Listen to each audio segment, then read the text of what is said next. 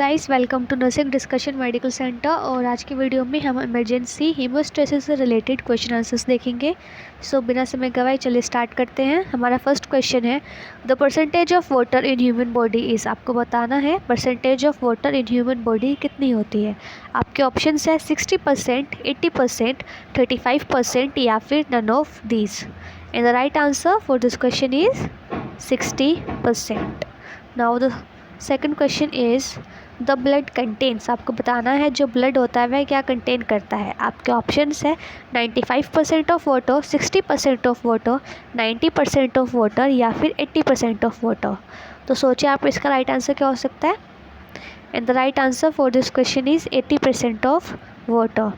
Now the third question is fluid compartment of blood is. आपको बताना है जो फ्लूइड कंपार्टमेंट होता है ब्लड का उसे हम क्या बोलते हैं। आपके ऑप्शन है लिम्फ, प्लाज्मा, इंट्रासेलुलर फ्लूइड या फिर एक्स्ट्रा सेलुलर फ्लूइड।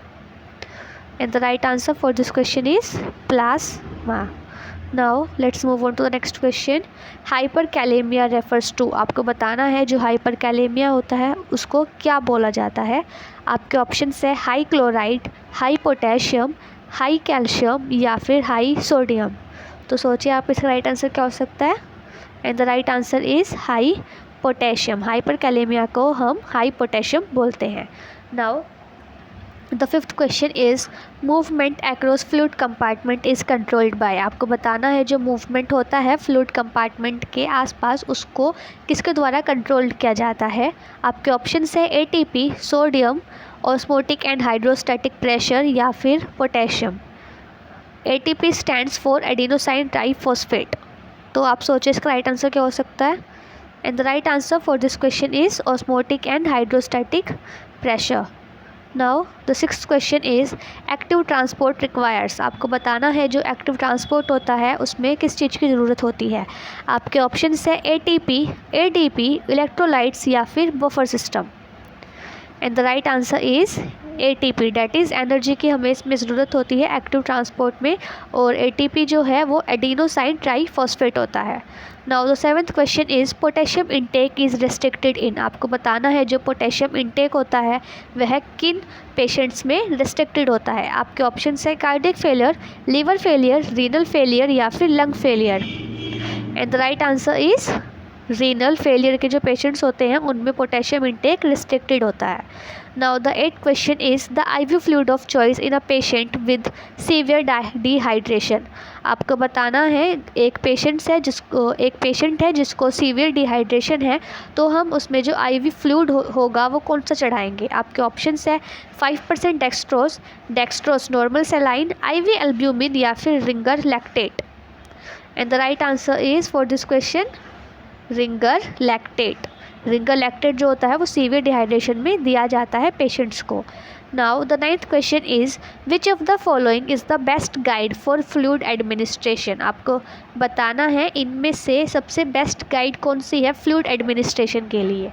आपके ऑप्शन है urine output, CVP, HR that is heart rate या फिर ब्लड प्रेशर। तो सोचिए आप इसका राइट आंसर क्या हो सकता है। And the right answer for this question is urine output. Urine output से हम जो है देख सकते हैं कि जो पेशेंट है उसका इनटेक और आउटपुट कितना जा रहा है और जो कि फर्दर हमें हेल्प कराएगा कि पेशेंट को किस तरह से फ्लूइड को एडमिनिस्टर करना है। Now the 10th question is which type of solution causes water to shift from the cells into the plasma. आपको बताना है वह कौन सा सॉल्यूशन होता है जिसमें जो वाटर होता है वो शिफ्ट कर जाता है सेल्स से प्लाज्मा में। आपके ऑप्शन है हाइपरटोनिक, हाइपोटोनिक, आइसोटोनिक या फिर एल्केलाइन। तो सोचिए आप इसका राइट आंसर क्या हो सकता है। And the right answer for this question is hypertonic. Now the 11th question is which can be given in haemorrhage stroke. आपको बताना है इनमें से हेमरेज स्ट्रोक में हम क्या गिवन करेंगे, मतलब कि क्या देंगे। आपके ऑप्शन है isotonic fluids, colloids, blood transfusion या फिर पैक्ड आरबीसी। तो सोचिए आप इसका राइट आंसर क्या हो सकता है। And the right answer is isotonic fluids.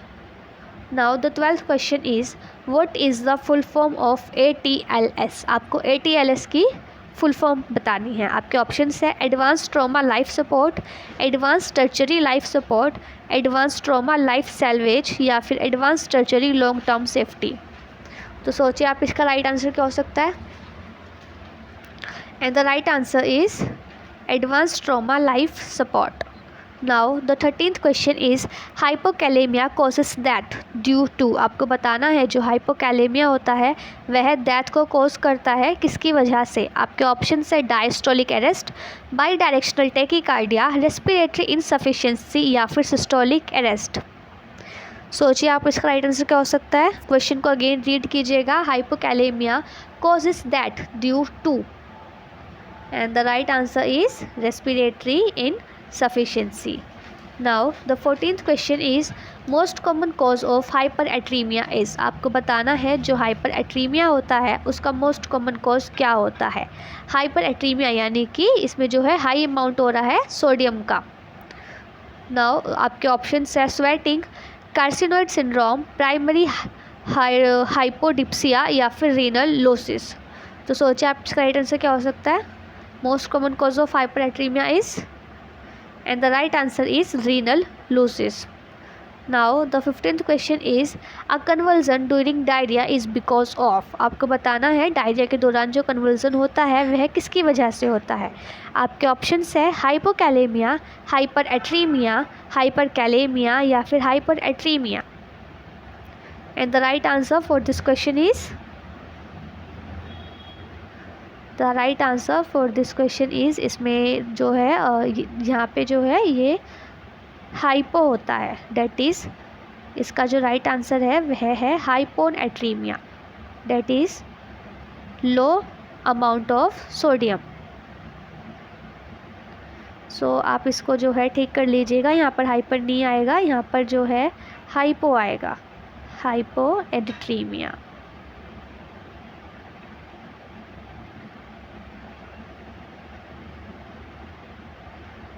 Now let's move on to the next question. The 16th question is in hyperphosphatemia the electrolyte that needs to be provided is। आपको बताना है हाइपरफॉस्फेटमिया के लिए जो इलेक्ट्रोलाइट है जो प्रोवाइड किया जाता है वह कौन सा है। हाइपरफॉस्फेटमिया यानी कि जो फॉस्फेट है उसकी जो मात्रा है वो क्या है, ज़्यादा है। आपके ऑप्शंस है पोटेशियम, कैल्शियम, सोडियम या फिर मैग्नीशियम। तो आप सोचिए इसका राइट आंसर क्या हो सकता है। And the right answer for this question is calcium. Hyperphosphatemia में फॉस्फेटमिया में हम कैल्शियम को प्रोवाइड करेंगे as an electrolyte. Now the 17th question is hyperkalemia can be managed with. आपको बताना है जो हाइपरकैलेमिया है उसको मैनेज किया जा सकता है किसके साथ। आपके ऑप्शंस है sodium, dextrose with calcium, dextrose with insulin या फिर सोडियम नाइट्रोज प्रोसाइड। तो आप सोचिए इसका राइट आंसर क्या हो सकता है। And the right answer for this question is dextrose with insulin. Now the 18th question is phosphorus binders are administered. आपको बताना है जो फॉस्फोरस बाइंडर्स होते हैं उनको हम किसके साथ एडमिनिस्टर करते हैं। 1 hour after food, 1 hour before food या फिर खाने के साथ या फिर बेड टाइम पे। तो सोचिए आप इसका राइट आंसर क्या हो सकता है। And the right answer for this question is with food. जो फॉस्फोरस बाइंडर्स होते हैं उनको हम फूड के साथ एडमिनिस्टर करते हैं। Now the 19th question is choose phosphate binder drug from following. आपको जो है इन सब में से फॉस्फेट बाइंडर ड्रग को चूज़ करना है। आपके ऑप्शंस है calcium carbonate, calcium acetate, sevelamer hydrochloride या फिर ऑल ऑफ द अबाव। तो सोचिए आपका राइट आंसर क्या हो सकता है। And the right answer is all of the above. Now the 20th question is regulation of pH within the body is done by। जो रेगुलेशन होता है pH का हमारी बॉडी के अंदर वह किसके द्वारा होता है। आपके ऑप्शंस है स्प्लीन, लीवर, हार्ट या फिर kidney. And the right answer for this question is kidney. जो किडनीज होती है वो हेल्प करती है एसिड बेस बैलेंस को कंट्रोल करने में बाय एक्सक्रीटिंग हाइड्रोजन आयंस, और ये जनरेट करती है बाइकार्बोनेट जो कि हेल्प करते हैं maintain blood plasma pH with in a normal range. Now, thank you, and if you like my channel and my video, then please subscribe to it and share it with your friends, and if you found this video to be useful to you, then please like this.